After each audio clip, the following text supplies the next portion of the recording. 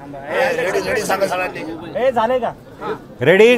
हां दादा, कार्यकर्त्यांनी आज तुमच्या जवळ काही भावना व्यक्त केल्या लोकसभा निवडणूक लढवण्याबाबत. काय रणनीती राहील पुढच्या काळात? कसं आहे की गेले आठवडाभर शिरूर लोकसभा मतदारसंघ या लोकसभेच्या निवडणुकीच्या पार्श्वभूमीवर मीडियामध्ये सर्वाधिक जास्त चर्चा शिरूर लोकसभा मतदारसंघाची आहे. आणि अशा पार्श्वभूमीवर वेगवेगळ्या बातम्या, वेगवेगळ्या चर्चेला उधाण आलेलं आहे.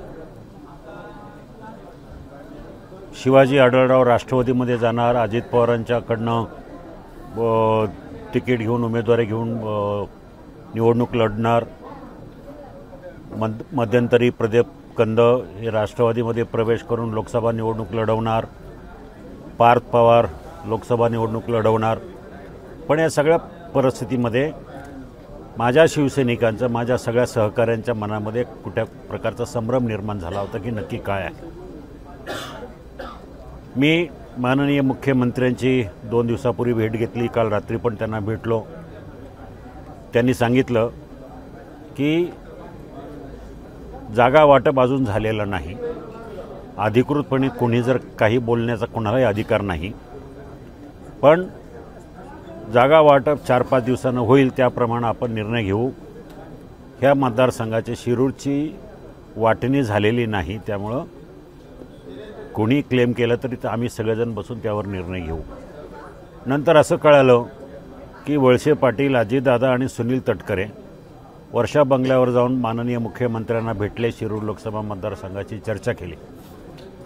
आणि त्या पार्श्वभूमीवर त्यांनी असं मांडलं की हा मतदारसंघावर त्यांचा क्लेम ह्यासाठी आहे की त्यांचे सर्वाधिक आमदार आहेत, त्यांचे सर्वाधिक लोकप्रतिनिधी, सर्वाधिक ग्रामपंचायती असल्यामुळं त्यांच्या दृष्टीनं ही जागा महत्त्वाची आहे आणि अशा पार्श्वभूमीवर त्यांना ही जागा हवी.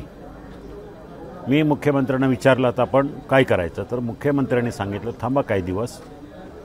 परंतु दरम्यानच्या काळात सगळ्या कार्यकर्त्यांची विचारपूस झाली, मोठ्या प्रमाणात संभ्रम निर्माण झाला की काय होईल.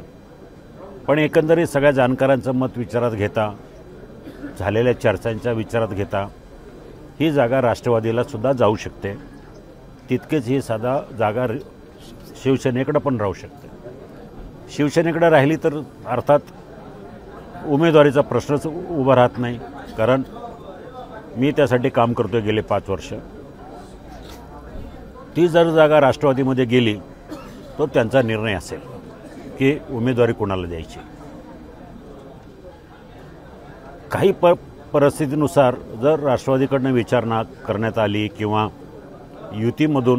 युतीच्या नेत्यांनी विचारणा करण्यात आली तर काय करावं, तर ह्याविषयी आम्ही माझ्या कार्यकर्त्याची मतं जाणून घेण्याचा प्रयत्न केला.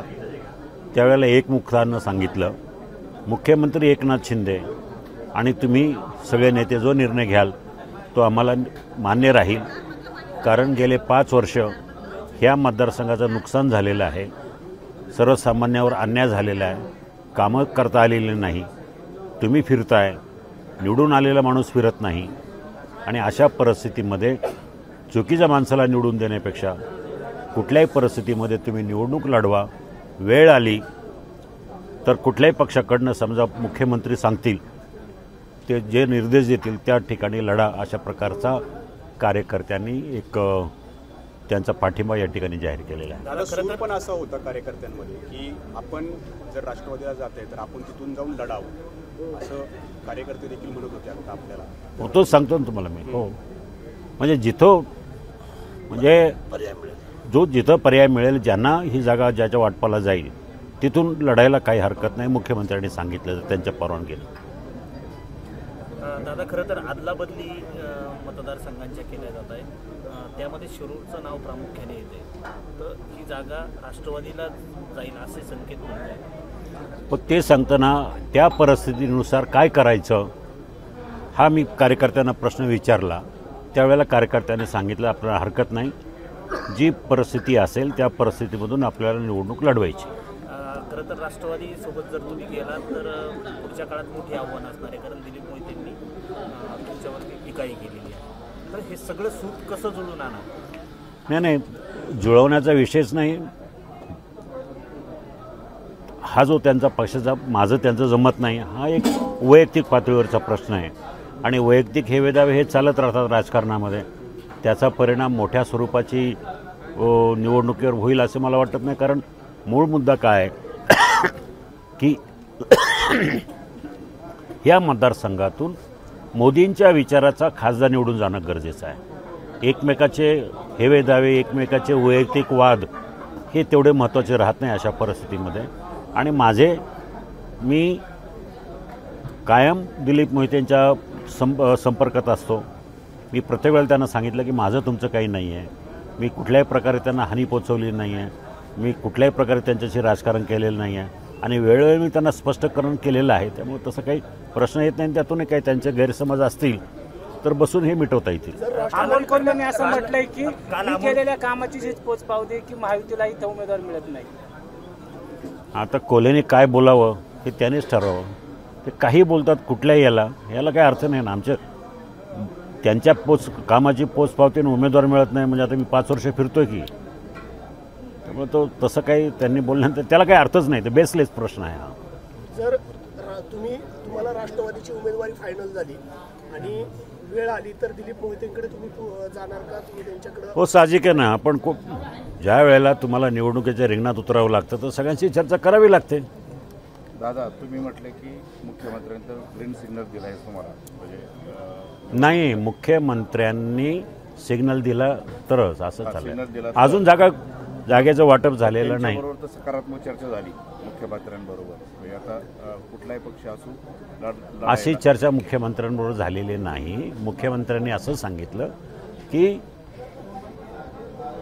जागेचं वाटप झालेलं नाही. पण मी तुम्हाला काय म्हटलं की या ज्या मीडियामध्ये चर्चा आहे अशा चर्चा जर झाल्या तर मुख्यमंत्री सांगतील तो निर्णय आम्हाला मान्य राहील. काल तुम्ही बोलल्याप्रमाणे 24 तासात निर्णय होईल असे तुम्हीच काल बोलले होते. तसं कोणता मुख्यमंत्र्यांकडनं तुम्हाला तसा कोणता फोन आलाय का किंवा बाकीच्या कोणत्या नेत्यांकडनं शिवसेनेतल्या फोन आलाय राष्ट्रवादीतल्या नेत्यांकडनं कोणता फोन आलाय का? कारण महायुतीमध्ये असं स्पष्टपणे सांगितलं जात आहे की शिरूरची जागा ही उमेदवार घेऊन राष्ट्रवादीला दिली जाईल. हे वरिष्ठ पातळीवर अशा काही चर्चा झाल्या असेल तर मला त्याची कल्पना नाही. पण 24 तासाचा विषय मी त्यासाठी मला मुख्यमंत्र्यांनी काल निमंत्रित केलं होतं. मी रात्री 12 वाजता मुख्यमंत्र्यांना वर्षावर भेटलो. त्यावेळेला त्यांनी इतर सगळ्या चर्चा केल्या. मतदारसंघाची परिस्थिती कशी आहे ते विचारलं आणि त्यांनी स्पष्ट सांगितलं की जागा वाटप झालेली नाही. अजूनही या जागेवरचा आपण क्लेम सोडलेला नाही आणि कदाचित तसं जर काय असेल सोडावं लागलं तर आपण नंतर तशी आपल्याशी चर्चा करू. आजच्या बैठकीत सगळ्यांचं असं ठरलेलं आहे की समजा राष्ट्रवादीला जागा गेली तर आढळराव पाटील हे राष्ट्रवादी काँग्रेसच्या तिकिटावरून लढतील.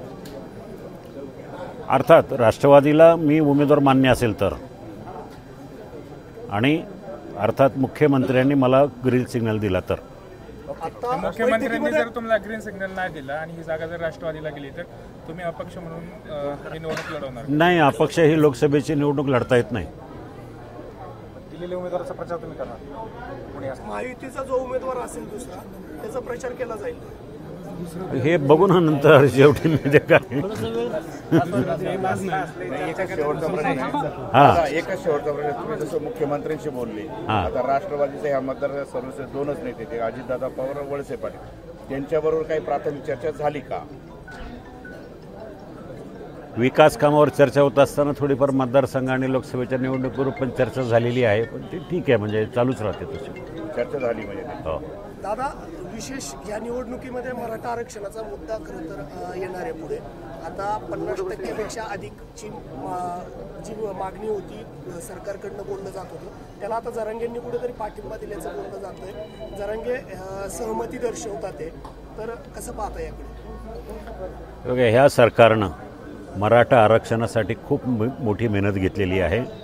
राज्याचे मुख्यमंत्री एकनाथ शिंदे यांनी सगळं काय बाजूला सोडून मराठा आरक्षण कसं टिकेल कसं देता येईल सगळ्या वर्गांना न दुखवता कुणाला न दुखवता मराठा आरक्षण कसं दिलं जाईल आणि मराठ्यांना कशी संधी मिळेल अशा प्रकारचा प्रयत्न केलेला आहे. त्यांनी सभागृहाच्या बाहेर जरांगेंना जाऊन भेटणं स्वतः 2-2 वेळा प्रोटोकॉल न पाळता सगळं त्यांनी केलेलं आहे आणि त्याचं जे फळ आहे सरकारचं वैयक्तिक फळ आहे, म्हणजे सगळं सामुदायिक फळ आहे. बस लोकसभा मतदारसंघ शिवसेनेलाच मिळावा या संदर्भामध्ये काही शिष्टमंडळ मुख्यमंत्र्यांना भेटणार आहे? जरूर भेटणार आहे. मगाशी शरददादा सोनवणे यांनी सूचना केल्याप्रमाणे आम्ही सगळे एकदा पुन्हा प्रयत्न करून ही जागा शिवसेनेलाच मिळावी असं प्रयत्न करू. एबीपी माझा, उघडा डोळे बघा नीट.